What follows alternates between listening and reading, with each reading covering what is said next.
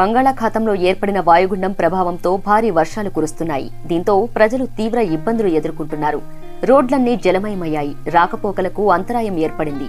ఈ నేపథ్యంలో బంగాళాఖాతంలో ఏర్పడిన వాయుగుండం బలహీనపడినట్లు వాతావరణ శాఖ తెలిపింది. బంగాళాఖాతంలో కొనసాగుతున్న వాయుగుండం ఆదివారం బలహీనపడి కదులుతూ అల్పపీడనంగా మారుతుందని వాతావరణ శాఖ అధికారులు సూచించారు. ఈ క్రమంలో ఛత్తీస్గఢ్, ఒరిస్సా సరిహద్దు దిశగా కదులుతూ నేడు మరింత బలహీనపడుతుందని వాతావరణ శాఖ తెలిపింది. దీని ప్రభావంతో ఏపీలో కొన్ని చోట్ల భారీ వర్షాలు, మిగతా చోట్ల మోస్తరు వర్షాలు కురిశాయి.